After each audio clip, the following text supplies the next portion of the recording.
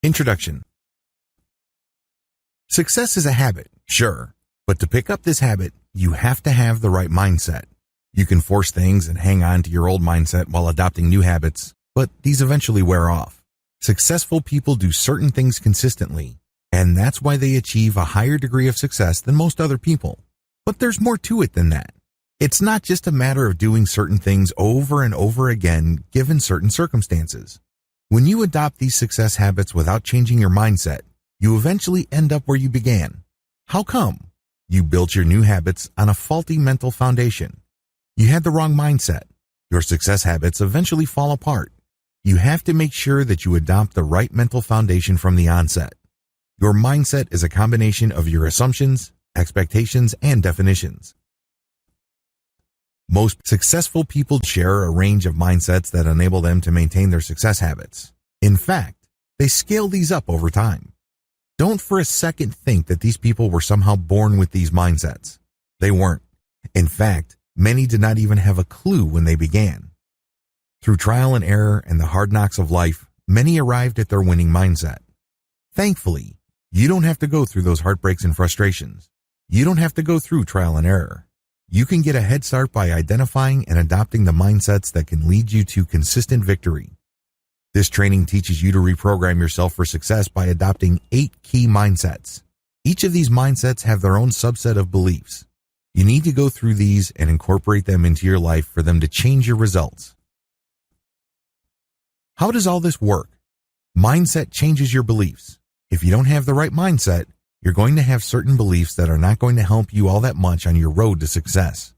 In fact, in many cases, certain limiting beliefs can hold you back and drag you down from the success that you could have otherwise achieved.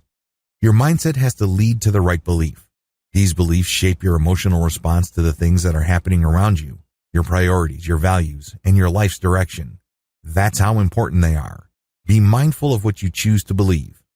The good news, belief is always a choice. It may seem like people were just born believers in the right things. It may appear that some people just have the right belief system as far as success is concerned. These have to come from somewhere. They were chosen. In this training, I'm going to step you through the process of clearing your mind of toxic beliefs and helping you identify and adopt the right mindsets, which can lead you to greater personal success. These mindsets lay the foundation for the success habits you're going to have to adopt to achieve consistent victory in all areas of your life. Do a mental detox before you seek to adopt a success mindset. I know you're excited. If you're going through this training, you are looking to achieve greater success in at least one part of your life. You can't wait to adopt the right mindset so you can get better results. I understand that. The problem is you're having a tough time achieving the kind of success you want because you are probably hanging on to a few toxic mindsets that undermine you. You have to clear these out first before you adopt positive mindsets. Otherwise, these toxic mindsets will degrade, impede, or otherwise negatively affect the new mindset that you're trying to adopt, and you end up nowhere. Get rid of these toxic mindsets so you can be in a better position to reprogram yourself for better success. I call these mental roadblocks. Mental roadblock number 1. Others are to blame for your failure. One of the most common games people play with themselves is to think that the reason why they're facing setbacks is because others have it in for them. Maybe these other people were sabotaging them. Maybe they were just negligent. Whatever the case may be, the reason why you're failing is because of other people. This also applies to situations beyond your control. This is very comforting for many people. After all, this thinking reduces people into victims. Victims are sympathetic. People have a natural tendency to favor the underdog. Who doesn't want to be the underdog? Who doesn't want to have the natural sympathy of the crowd? The problem is that playing the victim comes at a very high price. You have to get rid of this mental roadblock because the moment you blame other people for your failure, you're giving them the power to fix your situation. If somebody or a situation is to blame, then it necessarily follows that they have to fix your situation because they caused the problem in the first place. They broke your life, so they must contain the solution to whatever it is you're suffering from. Do you see how this leaves you powerless? You can't control those people or situations. Since you can't control these people and your past, you aren't going to be handed the solution to your situation. That's just not going to happen. Everybody's got enough problems of their own. They can't be bothered with yours. This is why you have to let go of blaming others for your disappointments. Otherwise, you'll continue to fight battles of the past. You'll continue to reenact certain situations in your mind and engaging in all sorts of could have, would have, should have games with yourself. You end up feeling stuck. Sure, you want to move on. You understand that it's important, but the more you dwell on the past, moving on becomes nearly impossible. Mental roadblock number 2. Real change is impossible. This toxic mindset is not as absolute as you think. People who suffer from this mindset actually phrase it in many different ways depending on the circumstances, but it still all leads to the same disappointing result. Either you say that something is flat out impossible or things are not right. You're just waiting for the right set of circumstances and then maybe you'll take action. At other times, you say to yourself, this is not the right time to take the opportunity. Alternatively, you convince yourself that you don't have enough resources right now. Whatever the case may be, they all lead to the same place. You do not change. You have all the justification you need to continue to do things the exact same way you've always done them. You understand that change can truly improve your life. That's not the problem. Willingness is not the issue. Instead, you just feel that you can't change because of so many things going on in your life as well as how the past played out. You have to get rid of this idea. Please understand that real change is possible, but it is chosen. It is something that you decide on. It is something that you commit to. You're not waiting for the right circumstances, the right time, the right resources, or the right people to come about. They don't have to. You just have to believe that real change is possible, and things will present themselves because your mind is open to change. But the more you wait for the proper factors to appear, the less likely change will happen. You just doomed change because you believe, at some level or another, that it's impossible. If you think something is simply not going to happen, you subconsciously won't put much effort into it. Mental roadblock number 3. Your past mistakes define you. A lot of people striving for success end up sabotaging themselves because they feel that they really can't achieve any great success in the future because of their past. They think that they have screwed up enough so often and so severely in the past that future victories are really not going to happen. They're shooting for second or third prize. In fact, in many cases, they're just going through the motions. They're giving up on the race before they even started. An alternative version of this is the ridiculous idea that you have to somehow start with a completely clean slate to make real changes in your life. In other words, you're going to have to be perfect. Because you've already made mistakes, you've already screwed up. Either way, both versions lead you to the same place. You don't even bother making a change. You discourage yourself from even trying. In your mind, it's a foregone conclusion before you even start. Well, the good news is that the past does not define you. You may have failed an infinite number of times before, but that does not prevent you from getting it right this time. The only way you will fail is when you read your long record of failures as something so discouraging and so debilitating that you don't even try. That's how you fail. You fail when you quit.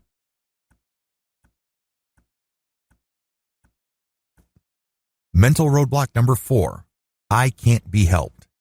This mindset assumes that you have to figure things out on your own. You get this idea in your head that for you to achieve success, things have to be revealed to you. You have to dig deep within. You're the only one that can fix things in your life. Well, at least this is what you believe. You feel that for whatever reason, the only person you can truly rely on is yourself. Thankfully, this isn't true. Thankfully, a lot of the challenges that you are facing, believe it or not, have been faced by other people. Maybe they handled these at a different time, at a different place, under different circumstances. Regardless, these people can help you if you asked. They can help you personally on a one-to-one or some sort of mentorship arrangement. On the other hand, they can also help you through books they may have written or video courses they recorded. You can even be helped by simply reading blog posts or articles they have written. No matter how you get the help, get it. Your situation is not unique, nor is it special. Whatever challenge you're facing, others have faced it before and overcame it. You just need to find their experience. Either you reach out to them or you read stuff that they wrote. A variation of this toxic mindset is the assumption that others won't help. Maybe they don't want their secret sauce coming out. Maybe they don't want new competitors. Well, those are just excuses you're giving yourself. You really won't know for sure until you ask. And just because one person is stingy with information, it doesn't give you an excuse to stop. You can ask another person, and then another, and then another. Surely, not everybody will turn you down. Mental roadblock number 5. I don't deserve success. This is a very common toxic mindset. People, of course, would not admit to it, but deep down inside, they're thinking it. Maybe they have failed a lot in the past. In fact, they think that they've screwed up so badly that they really do not deserve a break. They really do not deserve success. They end up defining themselves through the prism of their frustrations. They personalize their failures and setbacks in the rawest emotional terms. For people with this mindset, failure is not just something that happens when people strive for greatness or goals. Instead, failure is some sort of cosmic punishment. It comes at the end of some sort of moral judgment, and it burns deep. It cuts to the bones and cannot be escaped. Permanent. Final. Relentless in condemnation. Talk about stifling. Talk about paralyzing.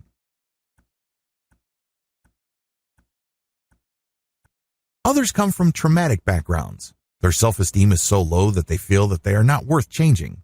They feel that others' needs come before theirs. They look at themselves as some sort of emotional doormat. Please understand that the only person who can decide whether you deserve success or not is you. You call the shots. Nobody can judge you and say, you don't deserve success. Somebody else does. You have to claim that success and say that you deserve it because ultimately, this is self-judgment. You've been declaring yourself guilty all this time. Isn't it time to decide otherwise? You know how harsh it feels?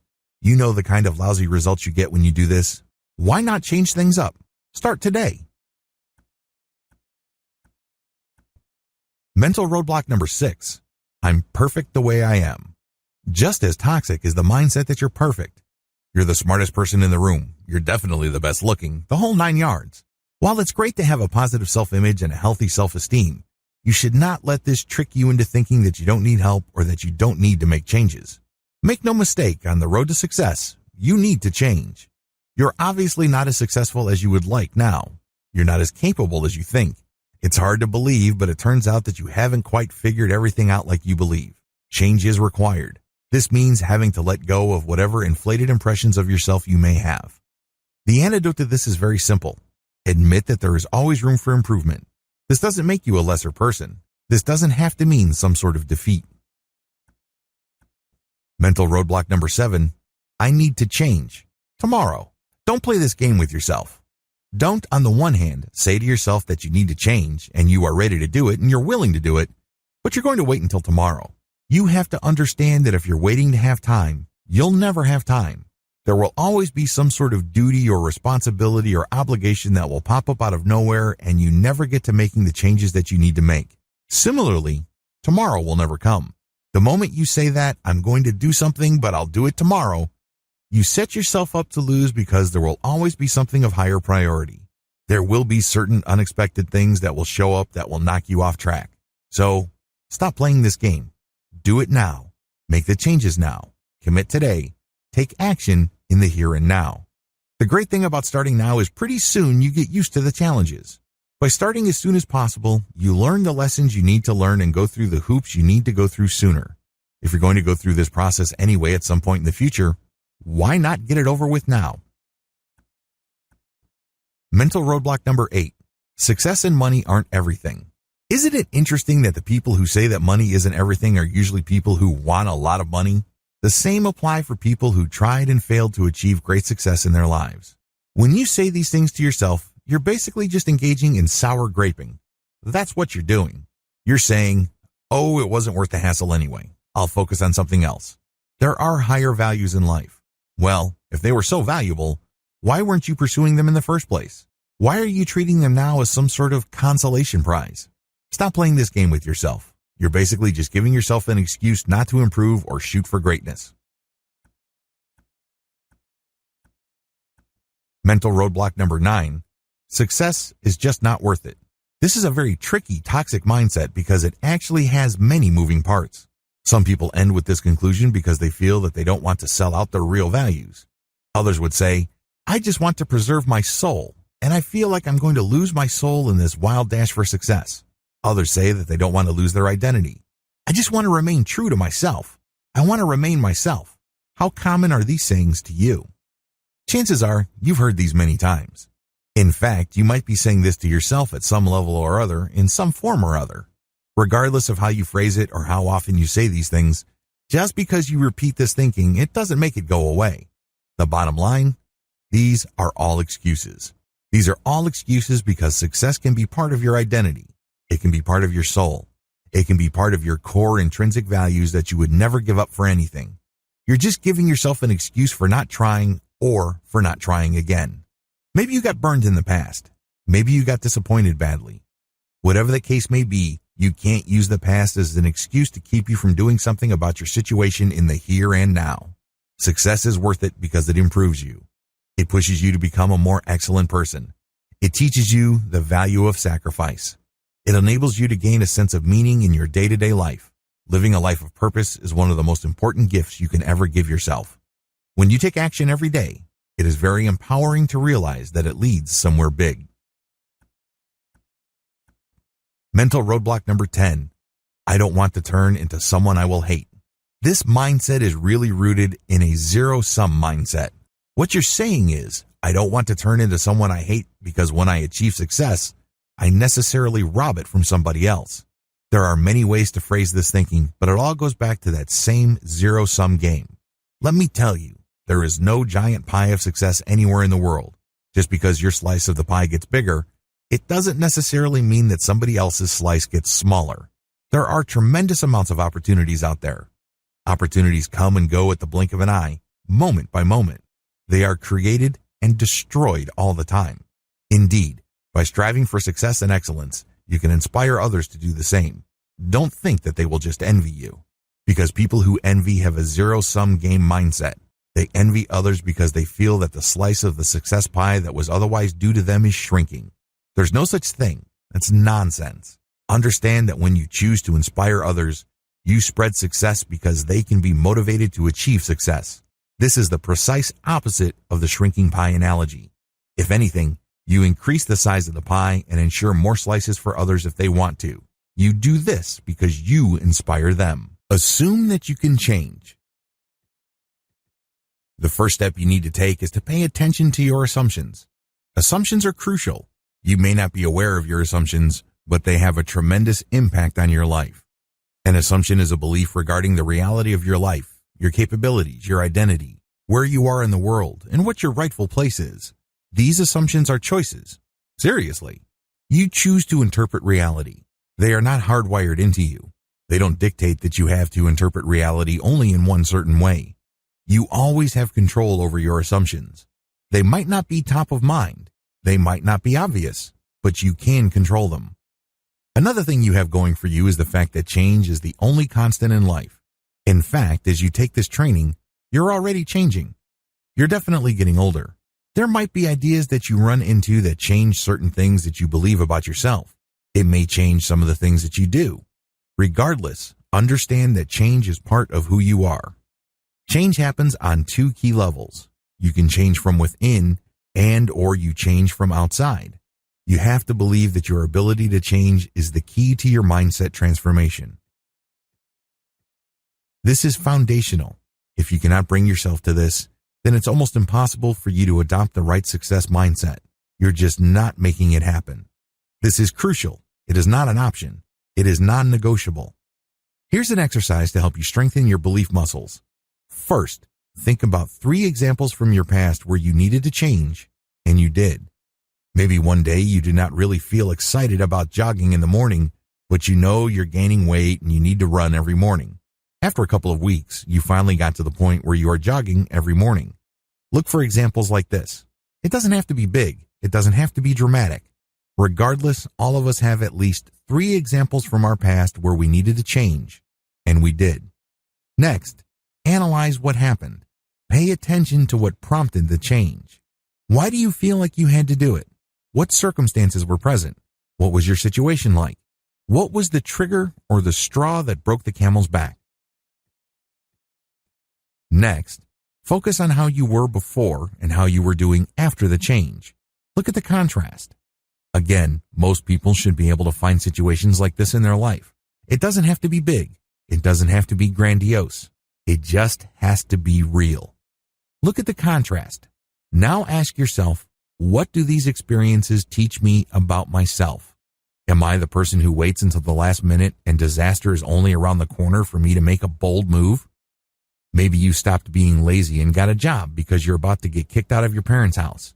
Maybe your company announced a layoff program, but they gave people a test that they should take if they want to be retained. Whatever the specific experience may be, pay attention to how you responded to those challenges. Did you wait until your back was against the wall before fear pushed you to make a decision? Or did you want certain changes all along and situations just pushed you? This is the difference between a reactive and a proactive person. There is no right or wrong answer. Either you're born reactive, which means you are motivated primarily by fear or loss, or you are a proactive person, one who is motivated generally by gain. Regardless, if you are a reactive person, dwell on what you can lose in your life if you don't push yourself to change. If you are proactive, focus on how much better your life would be and how awesome it would be to experience your dreams if only you allowed yourself to change. Failure is not to be feared, but prepared for. It's really important to make sure that you understand that setbacks happen. People fail all the time.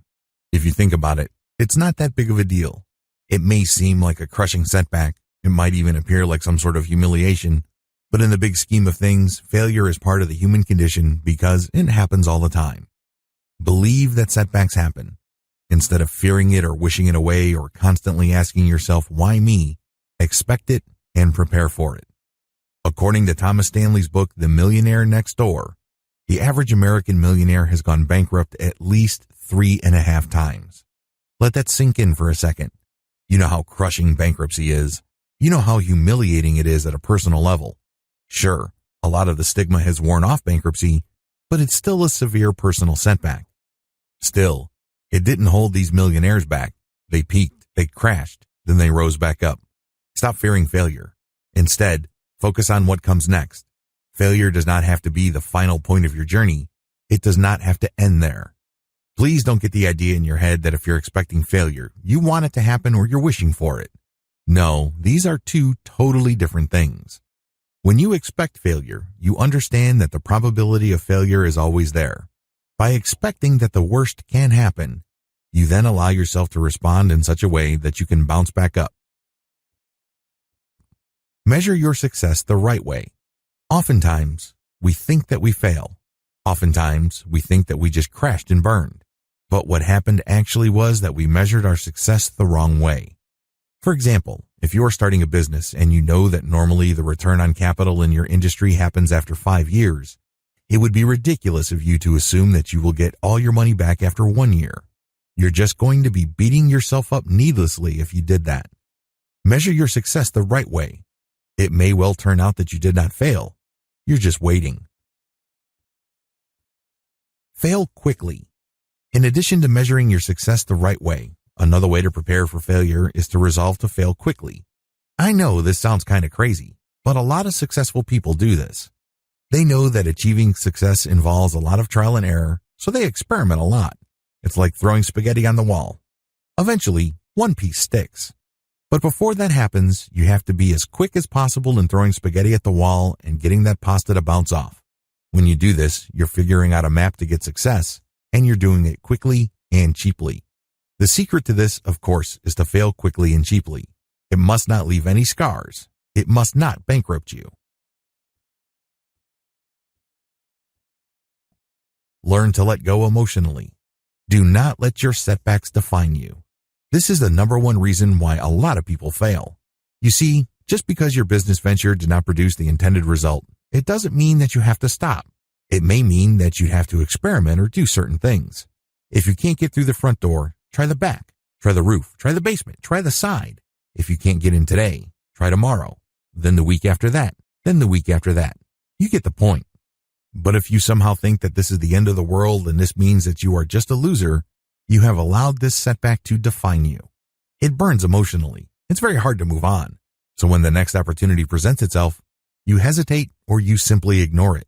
Learn to let go of setbacks emotionally. They don't have to define you. They don't necessarily mean that you are a screw-up and can't ever get it together. Document everything.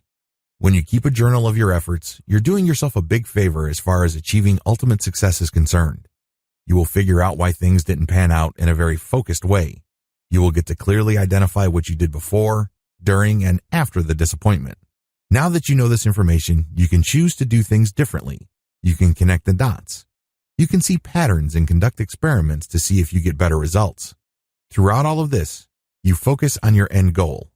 Just how important is documentation or keeping a journal? Well, people who are looking to lose weight report better results if they only recorded what they ate. Even if they continued to eat the same kinds of foods before and in the same amounts, these test participants still enjoyed weight loss. That's right. By simply logging what you eat, you trigger a chain reaction in your mind that leads you to eating less.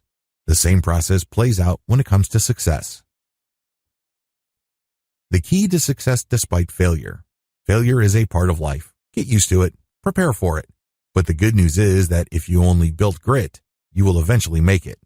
According to a research study published by Professor Angela Duckworth, grit is the secret of success. It's not being the smartest person in the room. It's not being the most dedicated and motivated person. Instead, it's all about the ability to get knocked down, but still keep on pushing forward. Regardless of how many times you get knocked down, get rerouted, or get postponed, you still keep pushing forward until you go all the way to the end. Grit is a choice. This is the ultimate coping mechanism to setback. Goals reveal your objectives and empower you to achieve them.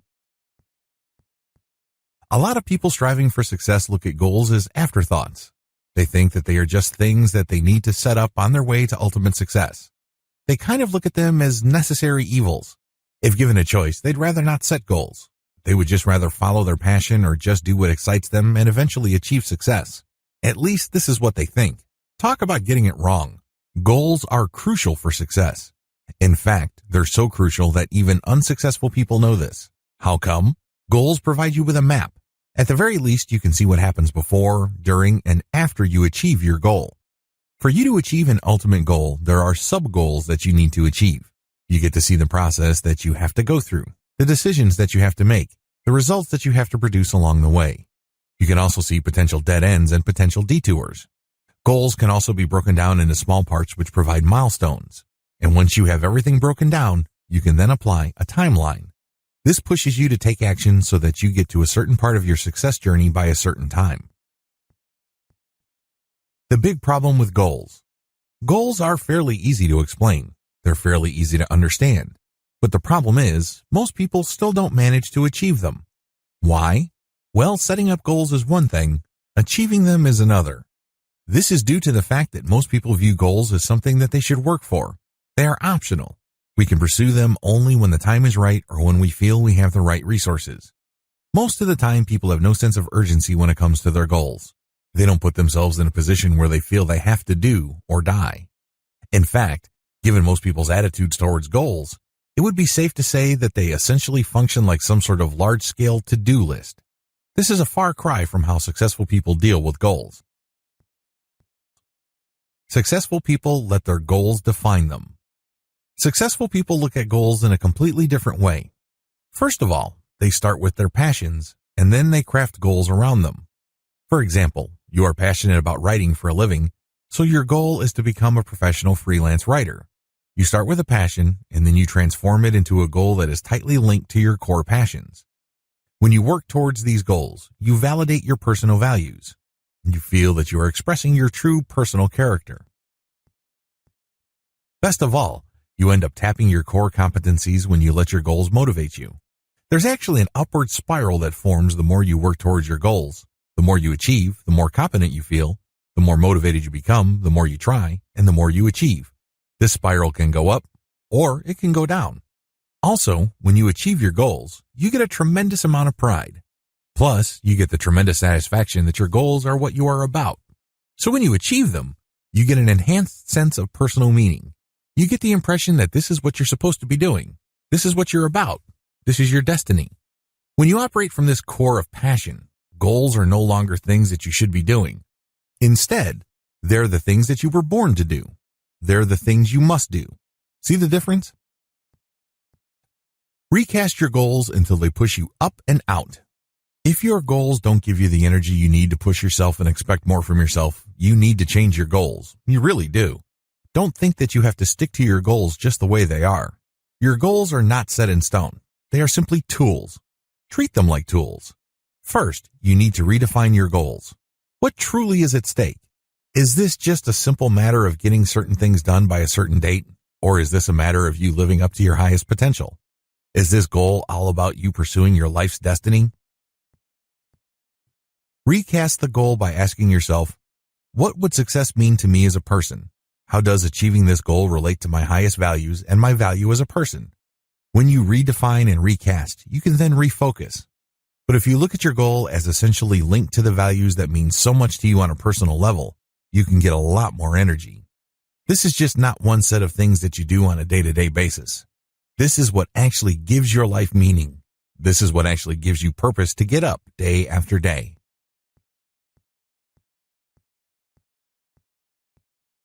Recap. Goals must do the following. Otherwise, you need to redefine, recast, and refocus them. First, they must energize you. To do this, your goals must give you a sense of why. When you go about your goals, you gain a sense of purpose. Your life is no longer random. You're no longer doing things by accident. You're no longer doing things based on how you feel. Instead, you're doing something because this gives you meaning. This gives you purpose. Next, goals must direct you to action. They give you something to aim for. They give you something to focus on. Goals must, at the very least, instruct you. This means that you are focused on how to do things and what to do. Finally, your goals must be capable of being broken down. This is crucial because if your goal is something that is amorphous and distant or symbolic, they're not going to help you make changes. You're not going to achieve success because it's too theoretical. At the very least, your goals must be capable of being broken down into the following. You can turn them into sub-goals and daily to-do lists. That's the bare minimum. Also, make sure that when you look at your sub-goals and daily to-do lists that there are repeatable parts. So you can do them day after day, week after week, month after month, year after year. Look at each of these sub-goals and to-do lists and ask yourself if they're scalable. You must be able to scale them up so that improvements on one level leads to easier improvements or greater improvements at other levels. Another dimension of the right goals is the fact that they are measurable. You have to know whether you have actually achieved a goal. There has to be certain quality standards. And finally, when you're crafting your goals, you must be able to associate them with emotional states. You must be able to associate them with a sense of victory, a sense of purpose, and a sense of destiny. If that's not possible or if that's not happening, then you're doing something wrong. You're not really setting up goals. Instead, you're giving yourself a list of advisory things that you should be doing. Remember, people feel that they don't have the time, energy, or attention for things they should be doing. Instead, they focus on the things they must be doing. So your goals must be at that level. It must be one that you have to do day after day. It's as if you have no choice in the matter. The good news is that the more you achieve sub-goals, the more they become habits. Success is a habit, but for you to keep doing these things over and over, make sure all the elements I described above are present. Actively take control. Did you know that success is an act of faith? It really is. When you believe in certain things, you take action. You don't wait around for a random chance to deliver results. You don't wait for things to feel right. You don't stick around for everything to fall in place. They almost never do. Last time I checked, most people don't plan on getting lucky. They have to have some sort of plan. For this plan to come to life and to actively change their lives, they have to take action on these plans. The key here is to believe in your goals and take control. This means commitment. You take control because you just don't want to act once and hope for the best.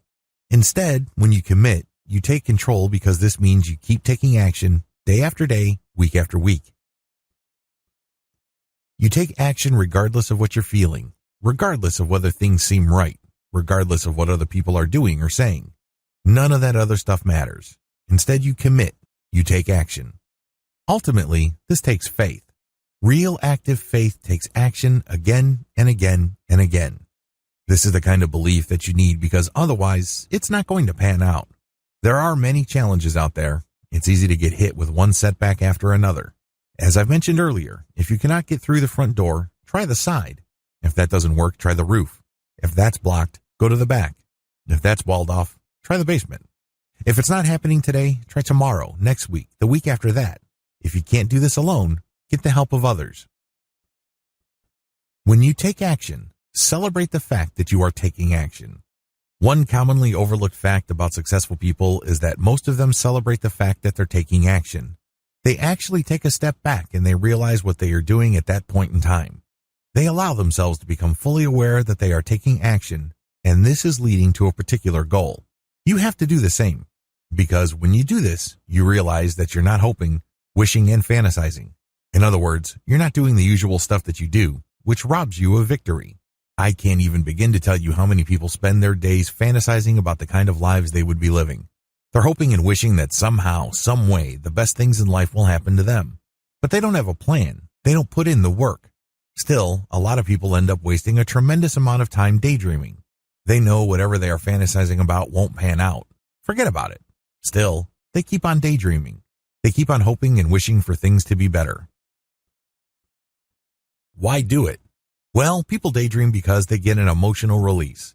Regardless of how frustrating their current situation may be, when they imagine themselves at some point in the future, a future where they are free of their current problems, they get a nice emotional rush. It's very easy to get addicted to this emotional rush. Sadly, the more people daydream, the worse they make things for themselves. They aren't taking the real action they need to improve their lives. The good news? You can shift your attention to the action you are taking in certain areas of your life. When you take a step back and realize that you are taking action, you remind yourself that you're not just waiting for things to fall into place. Instead, you celebrate your ability to actively shape your reality and establish your destiny. The more you practice your ability to take action, the more effective you become. I know at first it seems kind of weird. You're basically saying to yourself that you're taking some sort of mental snapshot of what you're doing at a particular point in time. It's off, it's unusual, it's abnormal, it's awkward. Regardless, the more you become aware that you're practicing your ability to take action, you get to start a chain reaction. You become more proactive. You get used to working towards your goals. Significantly, you learn how to fail faster, which leads to faster learning. All this activity then increases the chances that you encounter new opportunities, which lead, of course, to the possibility of greater success. All these things are bound up together, and all it takes is the commitment to take action. Success is an act of faith. Decide after enough deliberation and stick to it. You cannot be wishy-washy and become truly successful. That's just not going to happen. Why? Well, opportunities flash into existence all the time, but they disappear just as quickly. You can't waste a tremendous amount of time analyzing what could be, what could possibly happen, and other contingencies. You have to study your options, figure out what's at stake, but you have to decide. You have to make a decision. The toxic effect of analysis paralysis. Have you ever found yourself in a situation where you're looking for more data to decide on a problem or an opportunity? You think that if you get enough information, your decision will be the right one. What you're doing is you're just giving yourself an excuse to hold off on making a call. There will never be a point where knowing everything will make all the risks disappear. Forget it. That's just not going to happen. You have to decide. Now. Similarly, you will not stumble upon that magic bullet piece of data that will clarify everything for you. There's no data that will make sure your next move will be a slam dunk. It would be great if such information existed, but there isn't. The key here is to not freak yourself out when deciding. Set a deadline, but make sure that it's not too close so that you end up intimidating yourself. On the other extreme, make sure that it's not too distant, because if you hold off on deciding by setting up a date too far in the future, you're probably going to be as unprepared when that day comes as you are now. You end up attending to all sorts of things. Pick the right date. Decision means action. When you decide, you're not just going through some sort of mental exercise. When you decide, you commit to taking action. That's the bottom line. You haven't really decided if you do not take action or take on risk. You know you've decided when you are ready to make a move and face the consequences. It also means that you're prepared to say no to things that throw you off or distract you from your new goal. In other words, making a decision means making a commitment. This is not an easy thing. When you commit, you prepare for setbacks. You know that things can and do fall apart, so you're going to go into this situation prepared for all sorts of contingencies. At the very least, you're going to come in prepared to improvise, innovate, or negotiate. Regardless of what you do, please understand that deciding or making a decision doesn't mean expecting things to be smooth sailing. That's not commitment. Making a decision also means knowing when to stop.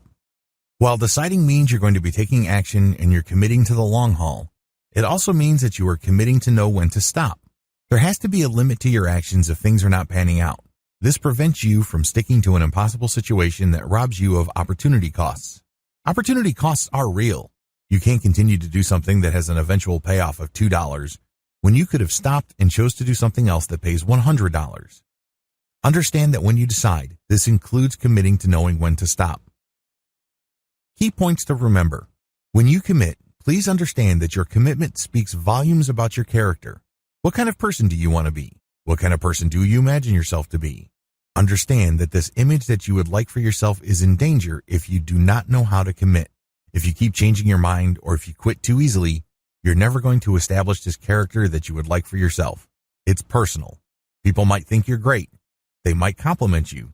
But deep down inside, you know that you suck because you can't commit. You know there's something wrong with you because you can't go all the way. Make it personal. There has to be some sort of personal sting from within to make you stick to what you committed to. Believe that you don't know everything about your goals and must learn more. Even if you've done extensive research about your goal, please understand that you cannot know everything. There will always be a blind spot. There will always be room for improvement. Most people are able to handle this, but the problem is the older you get, the more you assume. It's very easy to think that you know everything about your goals, so you assume that you've got it figured out. You admit that you don't fully see the whole picture, but you assume that if you see enough of the pieces of the puzzle that you'll be okay. This is a problem because assumptions short-circuit and undermine learning. You're not looking at your problem set with a fully open mind. Instead, you think that if you see certain patterns, you will just use solutions that you did in the past because this is familiar enough to you. You can't do that. Assume a growth mindset. When you assume a growth mindset, you know that you begin from the initial proposition that you don't know everything. You may have done this at some level before, but you haven't done this exact project before. When you assume that there are limitations to your knowledge, you are more likely to grow. You're more likely to ask for help. You're more likely to access resources to give you the information you need to make progress. How does this work? When you operate with a growth mindset, you first focus on your core competency. We're not jacks of all trades. We all have certain core competencies. Find yours. Once you've identified these, work outward from it. Here's how I do it. I look at my goal and I break it down based on my core competency. I list down the things that I know like the back of my hand, and then everything else. These are called non-core elements. What do you do with these? You can delegate, outsource, postpone, ignore, or forget them. It all depends on how important they are, what their effects are on your ultimate goal, and how pressing they are. Regardless if they fall outside of your core competency, do not hesitate to delegate, outsource, postpone, ignore, or forget. By doing so, you increase your mastery over your project. You focus on what's important and you leave less important stuff to the hands of experienced specialists, people you work with, people you respect, or you just postpone, ignore, or forget. This leads you to become a more effective goal manager. Believe and act like there is always a way through any problem. People are overcome by problems not because they are dumb or unlucky. This is not a simple matter of IQ. Most of the time, they're just not prepared. They did not have a system coming in. It comes as no surprise that when the unexpected happens or a setback appears, they have a tough time. Now, this doesn't mean that you have to know exactly what will happen in the future.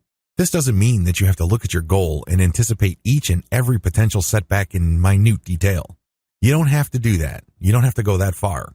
Instead, you just need to employ the following system. Identify. The first thing that you need to do when you come across a problem or setback is to identify the opportunity in that situation. Oftentimes, opportunities come disguised as challenges. So ask yourself, where's the opportunity in this situation? What can I learn from this situation? How can this situation make me better? Use the fact that there's an opportunity there, regardless of how small, as motivation or inspiration to come up with a solution. If anything, it's a learning experience. It's yet another opportunity to solve a problem and come out on top instead of letting it defeat you or frustrate you. Optimize. Now that you have come up with a solution, try it out again and again. See if you can make it more efficient. Figure out ways to get faster results. Look into making it more comprehensive. Run test after test. Come up with the very best solution you can come up with for your particular situation. Dominate. Once you've optimized your solution, master the problem. Not just right here, right now, but into the future. Do you see your solution applying to different types of challenges? Do you see it leading to more solutions in the future? Whatever the case may be, crush the problem. Don't just feel relief that you dodged the bullet this time. You have to stare the challenge right in the eyes and dominate. This is not just a simple matter of coming up with a hack or a quick solution. No, you're looking to dominate the problem. Scale up. Now that you've dominated the problem by using an optimized solution, use it extensively.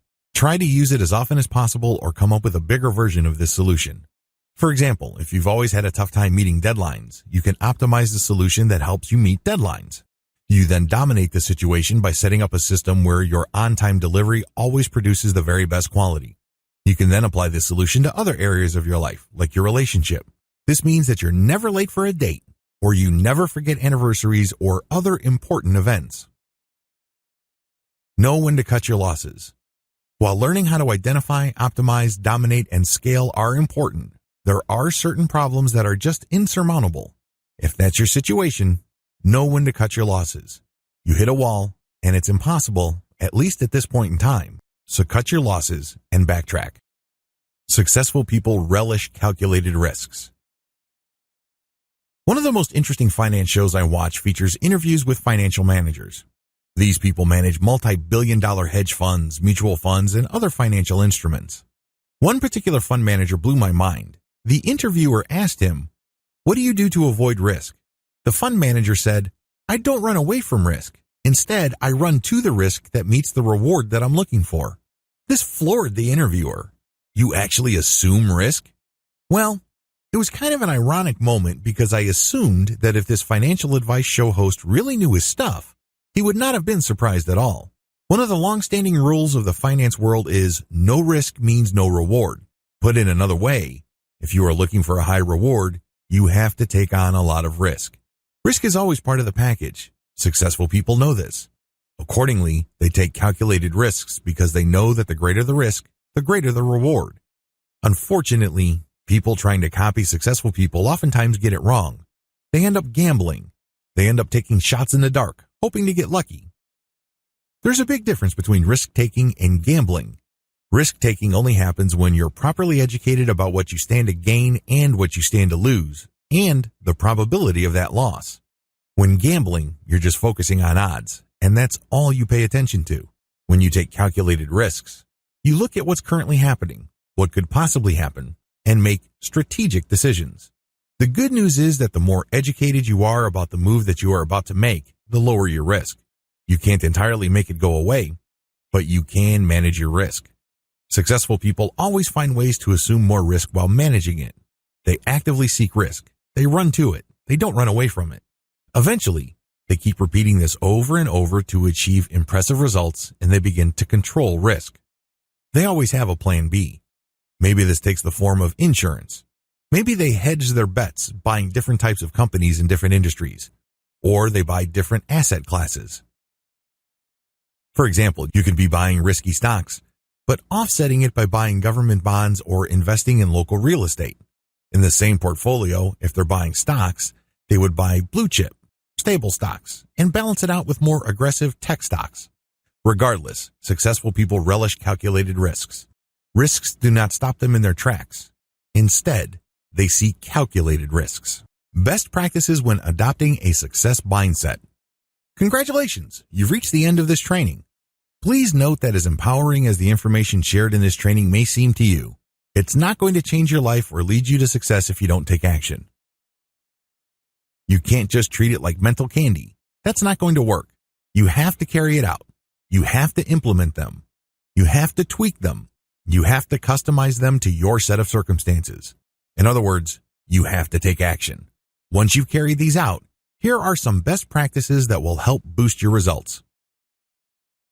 Mindsets are like muscles. When you adopt these mindsets, please understand that you have to test them. You have to use them and challenge them. In other words, they're like muscles. Remember the first time you went to the gym and tried on some weights at the bench press? It probably was not a pretty sight. It probably wasn't that positive of an experience. But the more you did it, the more you got used to it. You're able to lift heavier and heavier weights. What you're doing is you're challenging your muscles. Plus, you're also getting them used to repetitive patterns. The same applies to mindsets. It's not enough for you to use these mindsets once or even twice. You have to use them over and over. They have to become part of you. Also, you have to grow them by challenging them. Use them in different situations. Scale up the challenge. Whatever the case, you have to apply pressure on them for them to get stronger and for them to produce better results. There is no better time than now to start. Don't trick yourself into thinking that there is always tomorrow. You have to start now.